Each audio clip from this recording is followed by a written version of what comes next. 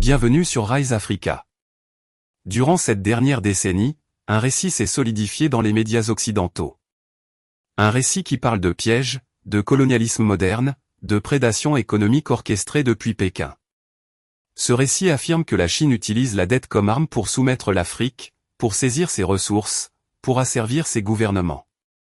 Mais que dit véritablement la réalité des chiffres, des faits, des contrats et des histoires réelles des pays africains? C'est ce que nous explorons aujourd'hui. Le narratif du piège de la dette chinoise est devenu si omniprésent qu'il a acquis une autorité presque incontestable. Les journaux occidentaux le répètent, les politiciens le citent, les experts le professent. Pourtant, derrière cette certitude journalistique se cache une réalité bien plus nuancée, voire contradictoire aux faits vérifiables. Nous allons décortiquer ce que nous savons réellement, pas ce que nous croyons savoir. Commençons par le contexte historique. La relation sino-africaine ne date pas d'hier. Elle remonte aux années 1950, immédiatement après la Révolution chinoise. Alors que l'Afrique se libérait du joug colonial, la Chine nouvelle proposait une alternative aux puissances occidentales. À Bandung en 1955, Pékin s'alignait avec les mouvements non alignés, offrant un modèle différent. La Chine n'arrivait pas comme ancien colonisateur. Elle arrivait comme nation émergente, capable de comprendre les défis de la décolonisation. Cette relation s'étend sur 70 ans, évoluant avec les décennies. Ce n'est vraiment qu'à partir des années 2000, avec l'établissement du Forum en China-Africa Coopération en 2000, que l'engagement sino-africain s'est institutionnalisé et intensifié. La Chine sortait de sa phase de construction interne. Elle disposait désormais de capital, d'expertise technologique, de capacités manufacturières sans précédent. L'Afrique, elle, avait un besoin criant d'infrastructures. Les chemins de fer étaient décatis. Les ports étaient obsolètes. Les routes de commerce n'existaient pratiquement pas. Les institutions occidentales de financement, elles, sortaient vaincues de la crise de 2008. Elles réduisaient leur budget, imposaient des conditions plus strictes, se repliaient sur leurs propres priorités géopolitiques. C'est précisément à ce moment, entre 2008 et 2015, que la Chine a massivement investi en Afrique. Ce n'est pas par hasard. C'est parce que le vide existait, et que personne d'autre ne le comblait. Puis, vers 2015, le narratif occidental du piège de la dette commence à émerger. Intéressant, n'est-ce pas? Exactement quand les investissements chinois deviennent visibles, quand certains pays africains commencent à rencontrer des difficultés de remboursement dues à la chute des prix des matières premières, à l'instabilité politique locale ou à des politiques macroéconomiques faibles. Observons les chiffres maintenant. Selon la Banque mondiale, la dette africaine envers la Chine représente environ 17% de la dette externe totale du continent en 2023. 17%.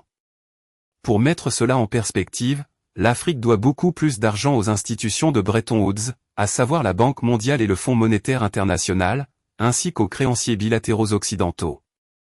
Les études de Johns Hopkins University menées en 2021 montrent que seulement 0,7% des projets d'infrastructures chinoises en Afrique ont entraîné une saisie de ressources par défaut. 0,7%. Ce n'est pas un piège systématique. C'est une proportion minuscule. Regardons les pays spécifiques. Le Kenya doit environ 5 à 9 milliards de dollars à la Chine, principalement pour le chemin de fer standard reliant Nairobi à Mombasa. L'Éthiopie doit une somme similaire, largement destinée aux chemins de fer et aux routes. La Zambie, qui a connu des difficultés de trésorerie bien documentées, doit aussi environ 5 milliards de dollars. Mais voici l'élément crucial que les médias occidentaux omettent souvent, ces chiffres ne sont pas exceptionnels comparés aux dettes totales de ces pays. Ils ne représentent pas la majorité des obligations externes. Et regardons ce que la Chine a fait quand la crise a frappé. En 2020 et 2021, au plus fort de la pandémie de Covid-19, la Chine s'est jointe à l'initiative de suspension du service de la dette du G20. Elle a annulé 3,1 milliards de dollars de dettes africaines. 3,1 milliards. Cette information est rarement soulignée. Pourquoi? Parce qu'elle contredit le narratif du prédateur impitoyable. Les médias occidentaux préfèrent parler de piège que d'annulation de dette. C'est plus sensationnaliste, plus aligné avec une certaine vision géopolitique. Parlons maintenant des taux d'intérêt. Le narratif dominant suggère que la Chine impose des taux usuraires, des conditions impossibles. La réalité est différente. Les prêts chinois pour les méga-projets africains, comme le chemin de fer standard éthiopien ou l'autoroute ougandaise, portent des taux d'intérêt moyens entre 5 et 6%. Ce sont des taux comparables à ceux des marchés internationaux. En contraste, le Fonds monétaire international impose souvent des conditions structurelles strictes en matière de politique économique, d'éducation, de santé. Ces conditions ont parfois profondément altéré le tissu social des pays africains. La Chine, elle, ne lie généralement pas ses prêts à des réformes politiques ou institutionnelles. Cela peut être vu comme un avantage ou comme un désavantage selon la perspective, mais c'est factuellement vrai. Entre 2000 et 2022, les investissements directs étrangers chinois en Afrique ont dépassé 150 milliards de dollars. Ces investissements ont créé plus de 300 000 emplois directs. Ce sont des chiffres considérables.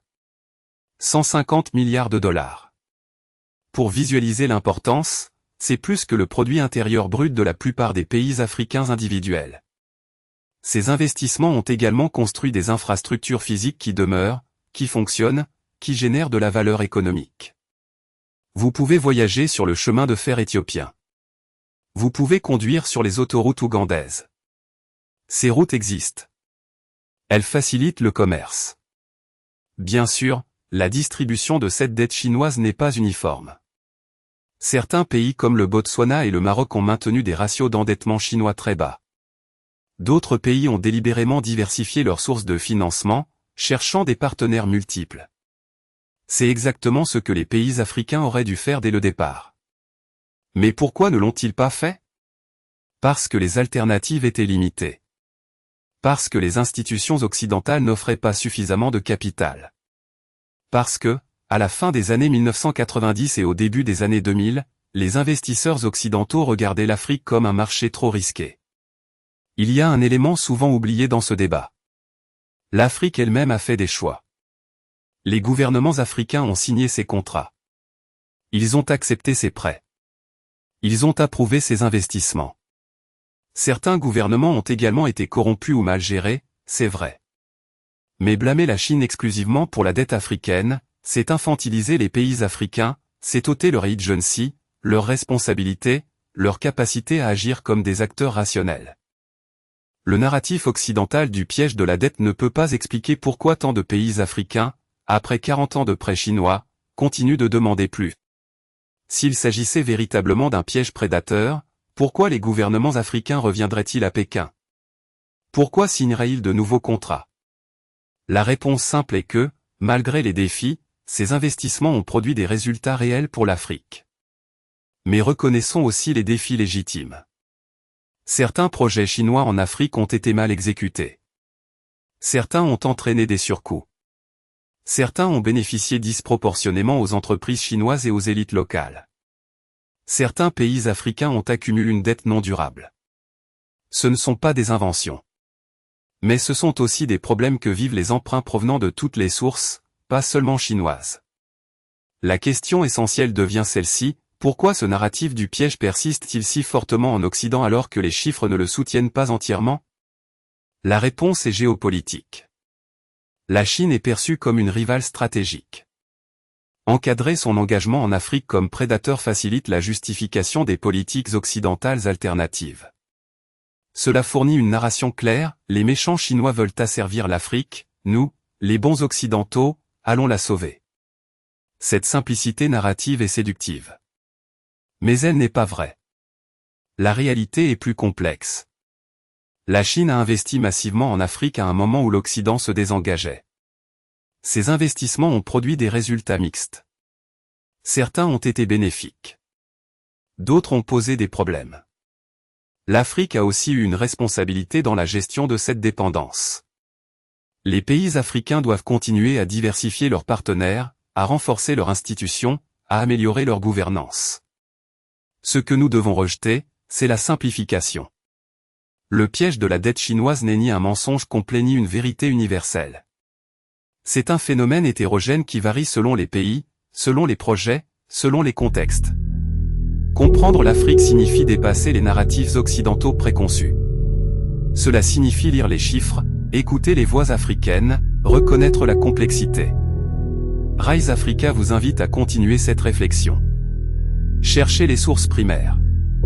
Questionnez les narratifs dominants. L'Afrique mérite mieux que de servir de terrain d'affrontement pour les rivalités entre grandes puissances. Elle mérite d'être comprise dans toute sa complexité.